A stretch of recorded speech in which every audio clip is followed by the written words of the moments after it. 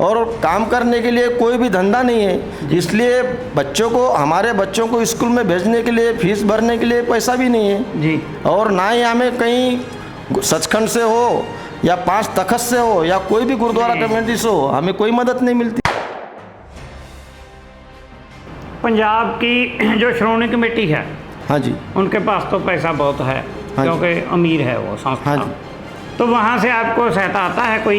अभी तक भी कभी सहायता नहीं आई जी हमें। नहीं, जो फिर वो बोलते हैं जब बजट पास होता है तो उसमें कहा जाता है कि सिखलीगर सिखों के लिए, वो कागजों में ही आता है का जो आपके पास भी आता है? वो सब गलत है। हमारे पास अभी तक, मैं 27 साल से मैं हमारे सिखलीगर भाइयों में काम करता हूँ जी। हर डेरे में जाके काम करता हूँ, हर बस्ती में जाके काम करता हूँ। अभी तक महाराष्ट्र में कहीं भी 1 रुपया भी शिरोमणि कमेटी का नहीं आया है जी। मैं अभी यूक्रेन का और रशिया का युद्ध चालू था जी।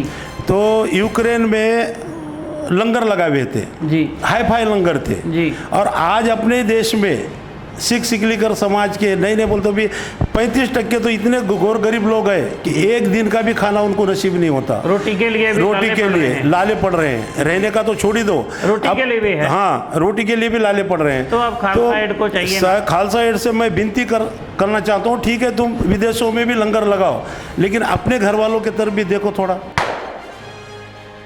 आज इतना गरीब होकर भी समाज उसको बालों को तेल भी लगाने को नहीं रहा तो, लेकिन वो कंघी करता है। सही। लेकिन अपने केस को कभी भी कटवाता नहीं, भले कुछ भी हो जाएगा जी। सिक्की में उन्होंने इतनी संभाल के रखी है जिसकी कोई हद नहीं।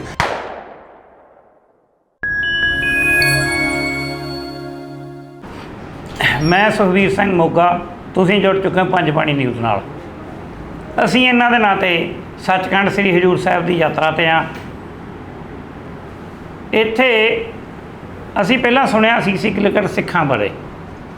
ਸਾਡੀ ਕੋਸ਼ਿਸ਼ ਸੀ ਕਈ ਦਿਨਾਂ ਦੀ ਕਿ ਸਿਖਲੀਗਰ ਸਿੱਖਾਂ ਦੀ ਜਿਹੜੀ ਹਾਲਾਤ ਆ ਉਹ ਚੰਗੇ ਨਹੀਂ ਗੇ, ਅਸੀਂ ਉਹਨਾਂ ਬਾਰੇ ਜਾਣੀਏ, ਪੰਜਾਬ ਦੇ ਵਿਦੇਸ਼ਾਂ 'ਚ ਰਹਿੰਦੇ ਸਿੱਖਾਂ ਨੂੰ ਉਹਨਾਂ ਬਾਰੇ ਦੱਸੀਏ। ਸਾਡਾ ਕੋਈ ਸੰਪਰਕ ਨਹੀਂ ਹੋ ਰਿਹਾ ਸੀ। ਅਚਾਨਕ ਅੱਜ ਕੀ ਹੁੰਦਾ ਵੀ ਸਾਨੂੰ ਸੱਚਖੰਡ ਸ੍ਰੀ ਹਜ਼ੂਰ ਸਾਹਿਬ ਦਰਬਾਰ ਸਾਹਿਬ ਸਰਦਾਰ ਠਾਕਰ ਸਿੰਘ ਜੀ ਮਿਲਦੇ ਆ।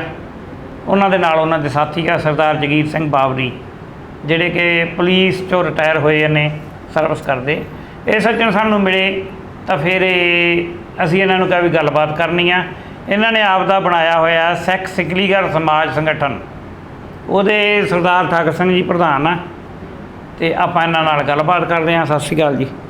ਵਾਹਿਗੁਰੂ ਜੀ ਖਾਲਸਾ, ਵਾਹਿਗੁਰੂ ਜੀ ਕੀ ਫਤਿਹ ਜੀ। ਨਾਂ ਦੱਸੋ ਜੀ ਆਪਦਾ। ठाकुर सिंह खजान सिंह बावरी, प्रेसिडेंट सिख सिखलीगर समाज संगठन महाराष्ट्र।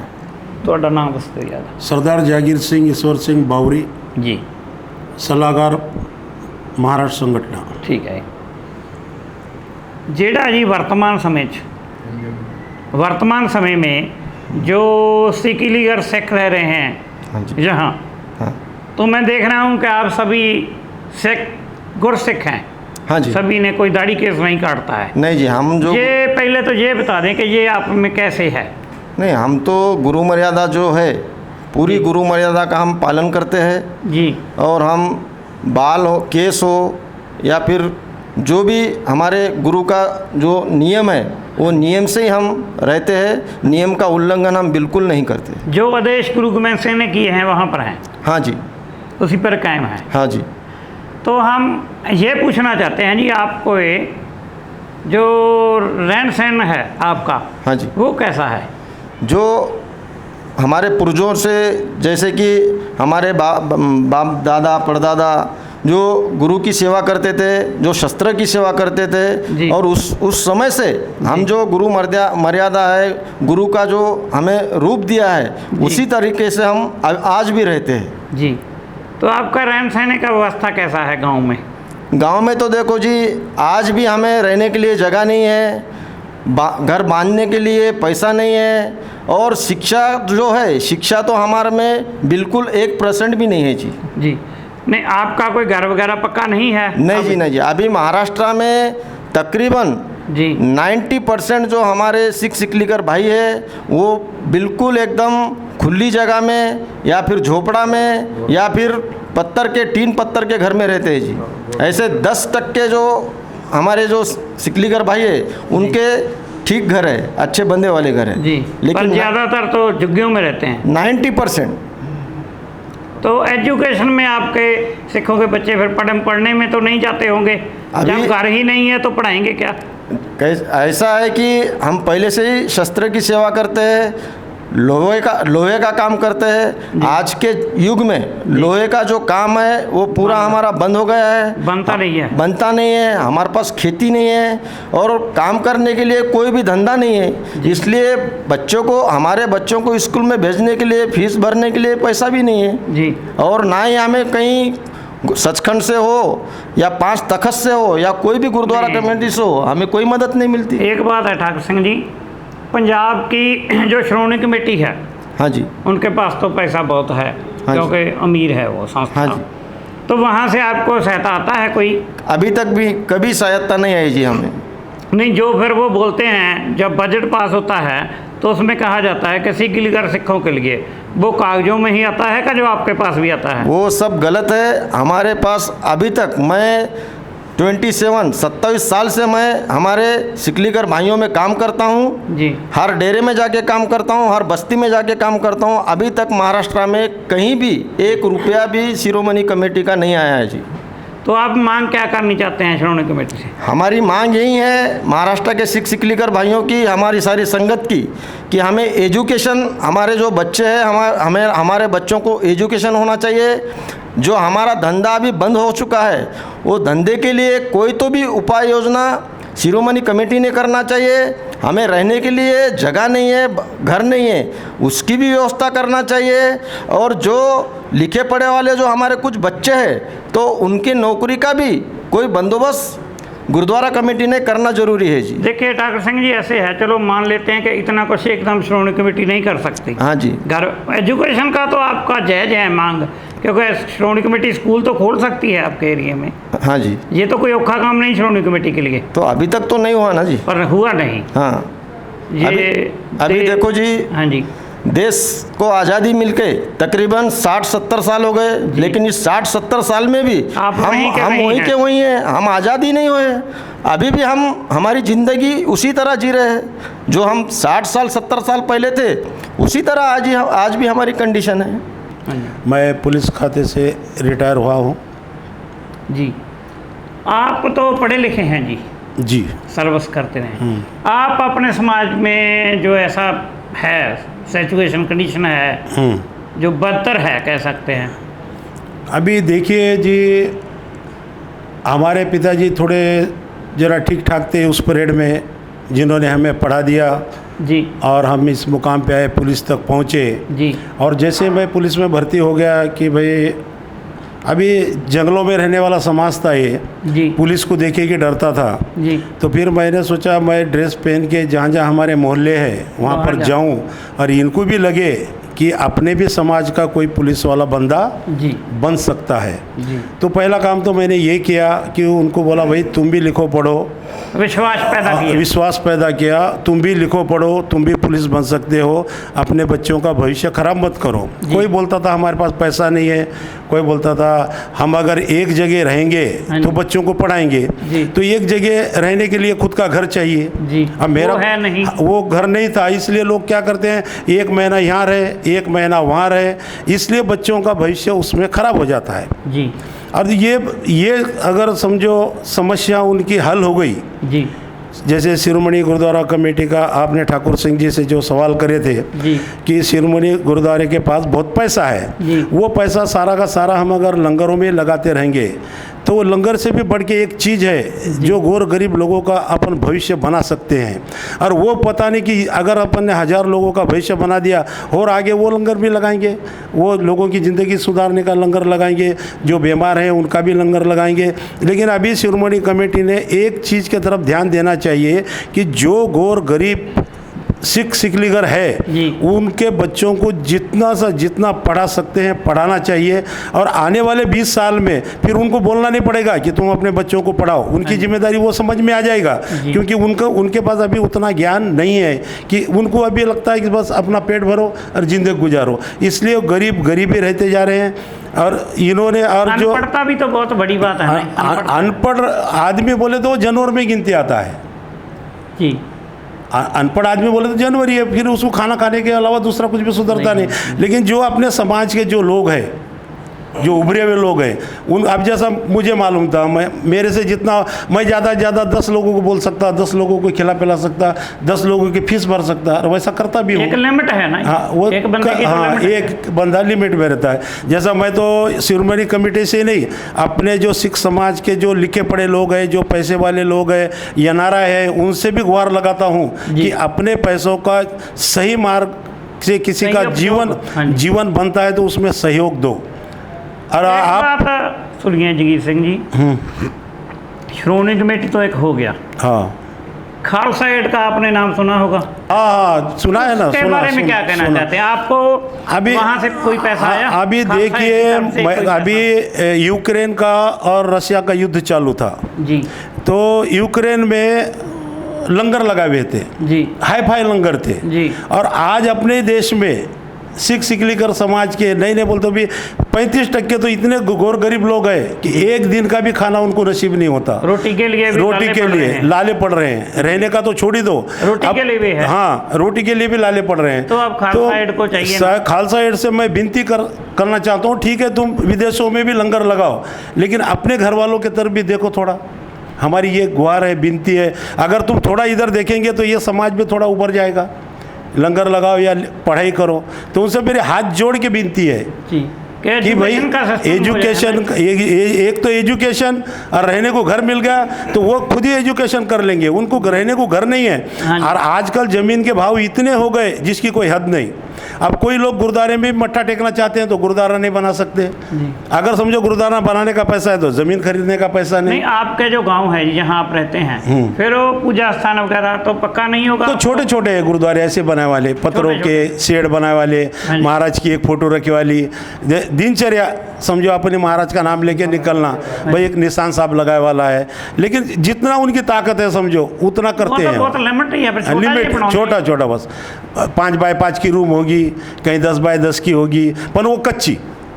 अच्छा जी, वो पक्के नहीं। ਹੁਣ ਖਾਲਸਾ ਜੀ ਇੱਕ ਪਾਸੇ ਤਾਂ ਐਡੇ ਐਡੇ ਅਸੀਂ ਗੁਰੂ ਘਰ ਉਸਾਰ ਰਹੇ ਹਾਂ ਤੇ ਅਸੀਂ ਚਾਹੁੰਦੇ ਆ ਵੀ ਇੱਧਰ ਵੀ ਧਿਆਨ ਦਿੱਤਾ ਜਾਵੇ, ਕਿਉਂਕਿ ਨਾ ਤਾਂ ਇਹਨਾਂ ਕੋਲੇ ਆਪਦੀ ਪੂਜਾ ਕਰਨ ਨੂੰ, आराधना ਕਰਨ ਨੂੰ ਕੋਈ ਆਪਦੇ ਗੁਰੂ ਘਰ ਆ पक्के, कोई यही होवे 5-7 10 पिंडों में एक हो, 5-7 पिंड में भी आप 5-7 पिंड में एक गुरुद्वारा हो, एक स्कूल हो, हाँ जी, तो भी चल सकता है, वो पढ़े हो जाइए। और जो गौर गरीब लोग हैं उनको एक जगह दिला के दे दी, उनका वो घर बना लेंगे छोटा मोटा कैसा भी।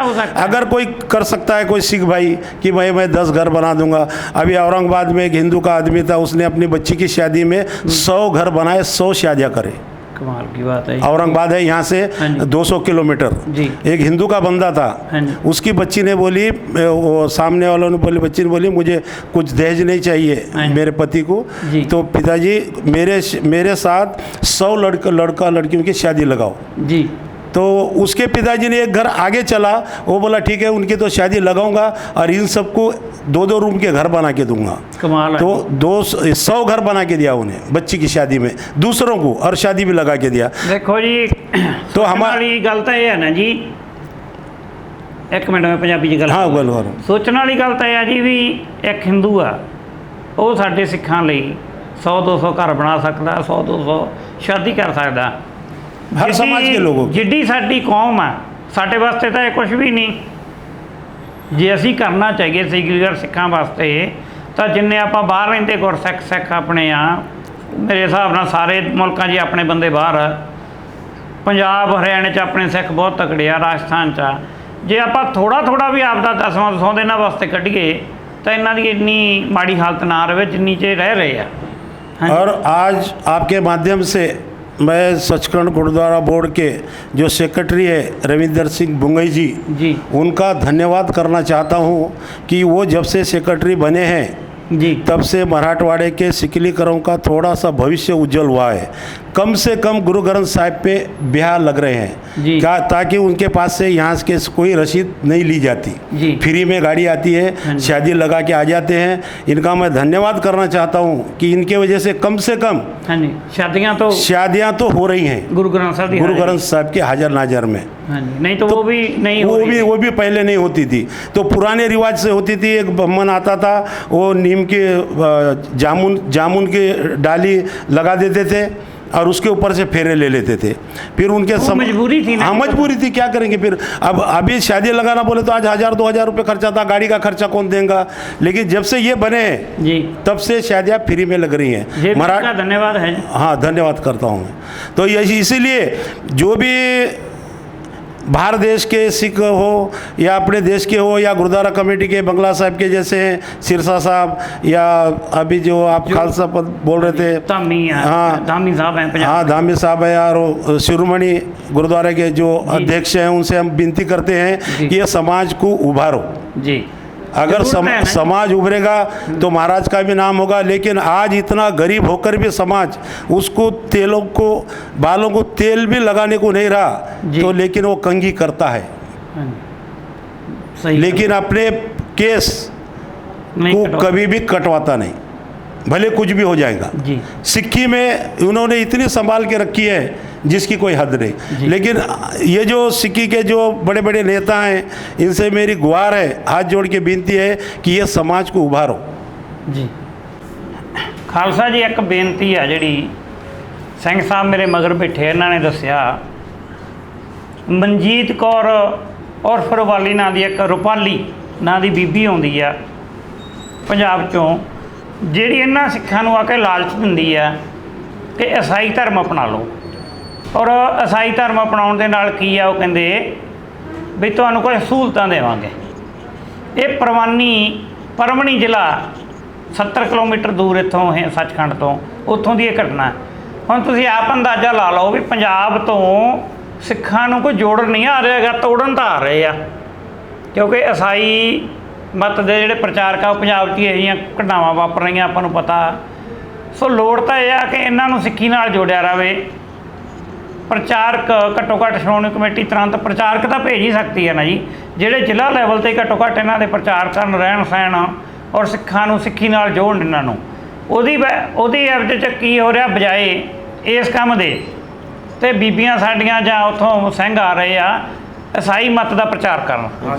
तो ये तुसी फिर उन्होंने भजाया कि की होया? मैं उन्होंने भजा सी, वो भज गए तो वो कहने लगे कि असी प्रार्थना कर रहे हैं, दूसरा कुछ नहीं कर रहे हैं। मैं दसिया उन्होंने ये जो लोग आए हैं ये कितने दे लोग है, तुसी कितने रहने दे, वो पंजाब रहने दे। मैं बोला इतने क्यों आए तू? उनका फोटो वगैरह है? हाँ जी, फोटो है गया उनका जी, फोटो गया। वो सारे भज गए सी। फिर एक बीबी मिली सी, उन्होंने नाम मनजीत कौर उर्फ रूपाली सिंह बताया उन्होंने जी।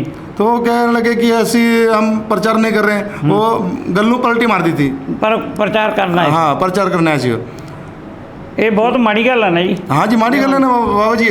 साढ़े प्रचारक एक भी नहीं है और इतने पता ही नहीं है क्या कि गुरसिख के किस तरह जोड़ना है। हाँ जी, आज साढ़े सिकलीकर देख लो, उन्होंने ये पता नहीं है गुरु गोविंद सिंह कौन है, गुरु नानक कौन है। उन्होंने फोटो बता तो गुरु गोविंद सिंह गुरु नानक कहते हैं, गुरु नानक गुरु गोविंद सिंह कहते हैं। ये प्रचार की कमी है, ये प्रचार की कमी है। प्रचारक चाहिए था ना अपने सिख कौम तो। और जबकि पूरा ही सिख सिकलीकर समाज केस तो कटांदे, लटा जटा होंगे पर कटांदे नहीं है जी। वो 8 दिन नहीं नहाएंगे लेकिन कटांदे नहीं है। ये गुरसिख का जरूर है क्या जी, गुरसिख जुड़ा है, गुरसिख जी ये बहुत बड़ी बात है ना। हाँ जी, ये बहुत बड़ी बात है। तो इस करके साड़ी बेनती है, प्रचारक भी चाहिए। आज देखो 4 एसी दे रूम होंगे, 4 एसी दे लोग रहते, उतने समाज मंदिर होता है, इतने समाज मंदिर कहते हैं। और 4 मुसलमान दे होंगे, उन्होंने मस्जिद होता है। 4 हिंदू दे होंगे, उन्होंने मंदिर होंगे। पर साढ़े सिख गुरु घर क्यों नहीं बनाते कि उतने जाके साढ़े नहीं कुछ तो कुछ दर्शन तो करेंगे ना गुरु ग्रंथ साहब। जो अपना गुरु दे दर्शन नहीं करें तो कितने का दर्शन करना है अपन ने? ठीक है, इस करके अपना गुरु घर तो ज़्यादा गुरु घर जोड़ना है। और जो ब्याह शादी होंगे, ब्याह शादी लिए आज मंगल कार्यालय होता है 2 लाख 3 लाख रुपए, गुरु घर गया तो उतने पैसे नहीं लगेंगे जी। इस करके गुरु घर तो चाहिए ना जी।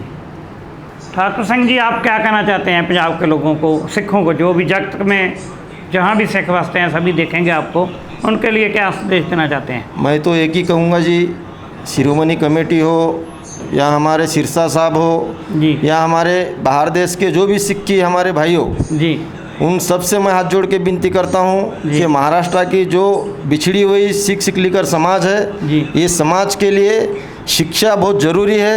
सबसे पहले इनका शिक्षा का प्रबंध करना जी। चाहिए। उसके बाद जो हमारा अभी महाराष्ट्र में जो सिकलीकरों के लिए हाँ जी। कोई भी काम धंधा नहीं है, वो काम धंधे का एक बंदोबस्त करना जी। चाहिए। और हमारे जो बड़े बड़े डेरे हैं हमारे सिकलीकर भाइयों के, जी। उन डेरों में गुरुद्वारा बांध के देने की कृपालता करनी चाहिए। ये हमारी खास करके सभी सिकलीकर भाइयों से एक हाथ जोड़ के विनती है और हमारे लिए उन्होंने ज़रूर सोचना चाहिए, यही मैं उनसे विनती करता हूँ जी। खालसा जी गल ਇਹ ਆ ਵੀ ਇਹ ਮੰਗ ਬਹੁਤ ਛੋਟੀ ਹੈ ਇਹਨਾਂ ਦੀ। ਕੀ ਆ ਵੀ ਇੱਕ ਐਜੂਕੇਸ਼ਨ ਵਾਸਤੇ ਸਕੂਲ ਚਾਹੀਦਾ ਜਿਹੜਾ ਕਿ ਆਪਣੀ ਕੌਮ ਨੂੰ ਕੋਈ ਬਾਹਲੇ ਔਖੇ ਨਹੀਂ, ਜਿੱਥੇ ਵੀ ਇਹਨਾਂ ਦੇ ਵੱਡੇ ਡੇਰੇ ਆ ਬਣਾਏ ਜਾ ਸਕਦੇ ਆ। ਇੱਕ ਇਹ ਮੰਗਦੇ ਆ ਗੁਰੂ ਗ੍ਰੰਥ ਸਾਹਿਬ ਤੇ ਗੁਰਦੁਆਰਾ। ਕੋਈ ਵੱਡੀਆਂ ਗੱਲਾਂ ਨਹੀਂ ਜੀ, ਸਾਡੀ ਕੌਮ ਨੂੰ ਜੇ ਥੋੜਾ ਜਿਹਾ ਧਿਆਨ ਦਿੱਤਾ ਜਾਵੇ ਤਾਂ ਇਹ ਬਣ ਸਕਦੇ ਆ। ਹਾਂਜੀ, ਤੁਸੀਂ ਕੀ ਕਹਿਣਾ ਚਾਹੁੰਦੇ? ज़्यादा हमको कुछ नहीं मांगना है, सिर्फ सिख सिकलीकर समाज लिख पढ़ के अपनी तरक्की अपने जीवन चला सके, सिख समाज की और सिकलीकर समाज की बेइज्जती ना हो, इतने अनपढ़ सिकलीकर नहीं रहना चाहिए। और जो पैसे वाले लोग हैं उनसे एक ही गुहार है, बाहर देश के जो गुरुद्वारा चला रहे हैं उनसे, कि एक डेरे में एक स्कूल एक गुरुद्वारा हो और पढ़ाने वाला आदमी हो, जिससे और जो जिनके पास रहने को जगह नहीं है, एक जगह रहकर वो अपने बच्चों को पढ़ा नहीं सकते, ऐसों के लिए ज़मीन खरीद कर घर बना के देकर उनको उनका जीवन सुधारने का मौका दे, यही मेरा कहना है। ठीक है। वाहिगुरु जी का खालसा, वाहिगुरु जी की फतेह। ਦੋਸਤੋ ਗੱਲ ਕੁਝ ਵੀ ਨਹੀਂ ਗੀ। ਸਾਡੀ ਇੱਕ ਬੇਨਤੀ ਸ਼੍ਰੋਮਣੀ ਕਮੇਟੀ ਨੂੰ ਤਾਂ ਹੈ ਹੀ ਹੈ, ਖਾਲਸਾ ਏਡ ਵਾਲਿਆਂ ਨੂੰ ਵੀ ਆ ਵੀ ਅਸੀਂ ਵਿਦੇਸ਼ਾਂ 'ਚ ਤਾਂ ਬਹੁਤ ਕੁਛ ਕਰ ਲੈਂਦੇ ਹਾਂ, ਪਰ ਸਾਡੇ ਆਪਦੇ ਸਿੱਖਾਂ ਦੀ ਏਡੀ ਦਰਦਨਾਕ ਹਾਲਤ ਆ, ਰਹਿਣ ਨੂੰ ਘਰ ਨਹੀਂ, ਪੂਜਾ ਕਰਨ ਲਈ ਆਪਦੇ ਗੁਰਦੁਆਰੇ ਨਹੀਂ ਗਏ, ਕੋਈ ਇਲਾਜ ਲਈ ਪੈਸਾ ਨਹੀਂ। ਸੋ ਇਹ ਬੇਨਤੀ ਪ੍ਰਵਾਨ ਕਰਿਓ। ਧੰਨਵਾਦ ਦੋਸਤੋ। ਇੱਕ ਗੱਲ ਹੋਰ ਆ ਬੇਨਤੀ ਜੀ, ਇਹ ਵੀਡੀਓ ਸ਼ੇਅਰ ਕਰਨ ਨੂੰ ਅਸੀਂ ਨਹੀਂ ਕਹਿਣਾ, ਇਹ ਤੁਸੀਂ ਆਪਦੀ ਆਪ ਕਰਨੀ ਆ, ਕਿਉਂਕਿ ਸਾਡੇ ਜੇ ਅਸੀਂ ਕੋਈ ਇਹਨਾਂ ਲਈ ਵੱਧ ਨਹੀਂ ਕਰ ਸਕਦੇ, ਘੱਟੋ ਘੱਟ ਵੀਡੀਓ ਤਾਂ ਸ਼ੇਅਰ ਕਰ ਸਕਦੇ ਹਾਂ, ਤਾਂ ਜੋ ਜਿੱਥੇ ਵੀ ਸਿੱਖ ਜਗਤ ਰਹਿੰਦਾ ਇਹਨਾਂ ਦੀ ਹਰ ਤੱਕ ਗੱਲ ਜਾਵੇ ਅਤੇ ਇਹਨਾਂ ਦੀਆਂ ਸਮੱਸਿਆਵਾਂ ਵੱਲ ਧਿਆਨ ਦਿੱਤਾ ਜਾਵੇ। ਧੰਨਵਾਦ ਦੋਸਤੋ। ਸਤਿ ਸ਼੍ਰੀ ਅਕਾਲ ਜੀ ਸਾਰਿਆਂ ਨੂੰ। सत श्री अकाल।